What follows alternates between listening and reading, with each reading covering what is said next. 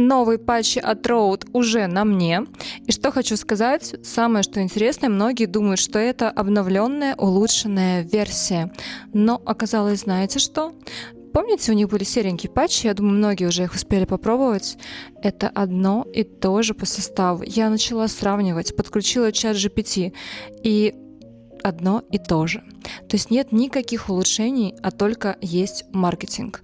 И я считаю, это гениальный маркетинг, потому что все-таки вот эти желтенькие патчи, ну, очень уж они красивые, и сразу же повышают ваше настроение, уверенность какую-то внутреннюю, дают вам сил, энергии. Видимо, так желтый цвет действует на нашу психику, ну, по крайней мере, на мою психику он действует именно так.